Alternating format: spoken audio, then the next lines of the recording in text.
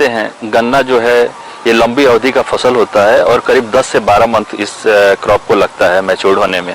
और इस जो अवस्था होता है, विभिन्न अवस्था जो गन्ना का होता है, उसमें बहुत सारे कीटों का प्रकोप होता है, करीब 50 से ज़्यादा कीटों का प्रकोप होता है। लेकिन अर्ली अवस्था जो अभी का समय चल रहा है, इस अवस्था में कीट जो है जो इम्पोर्टेंट है वो फसल को हानि पहुँचाते हैं। गन्ना की फसल में अगर बुआई के समय कुछ बातों का ध्यान रखा गया है तो कीटों का प्रकोप बहुत ही कम होता है। गन्ने में वैसे तो कई सारे कीट लगते हैं, लेकिन इस समय बेधक कीटों का प्रकोप अधिक होता है, जिन पर कंट्रोल पाना बहुत जरूरी होता है।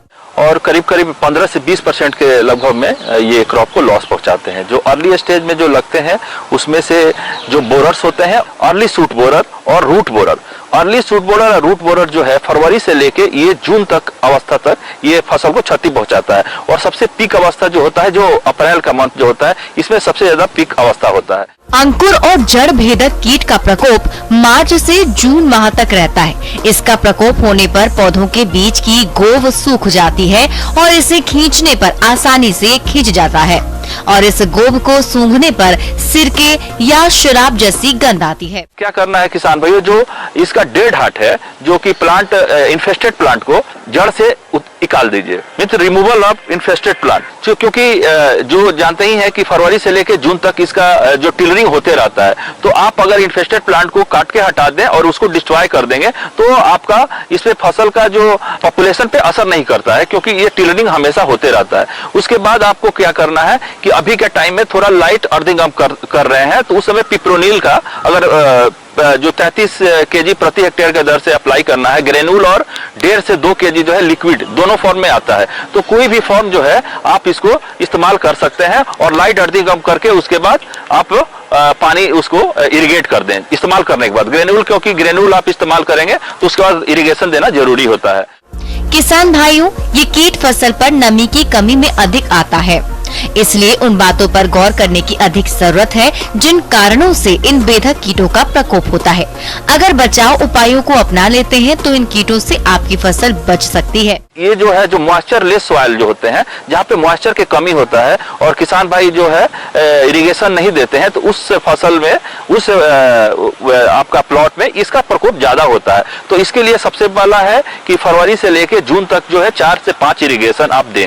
और जो अगर फसल जब भी आपको देखे कि ड्राउट है, मॉइस्चर है, तो उस समय आप इसका इरिगेशन तुरंत टाइमली इरिगेशन दे दें। अगला कीट है टाप बोरर यानी चोटी बेधक।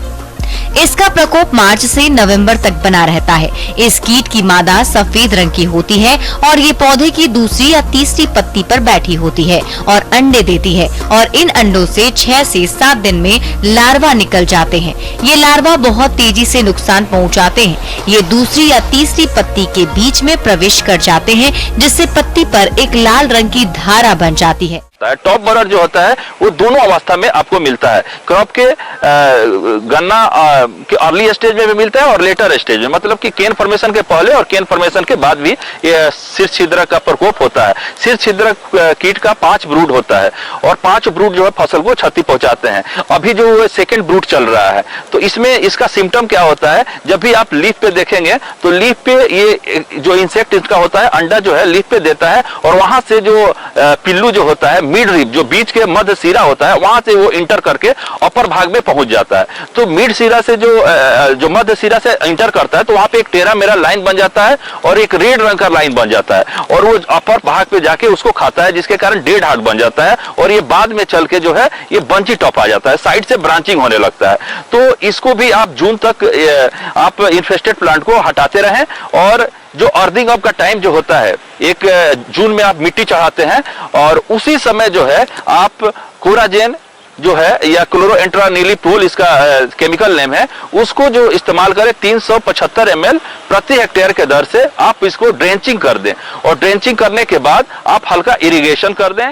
ध्यान रखें, इस रसायन का छिड़काव करते समय स्प्रेयर के नोजल को ढीला कर जड़ों के पास दवा का प्रयोग करें और प्रयोग के अगले दिन सिंचाई कर दें, जिससे दवा अपना कार्य सही तरीके से कर सके।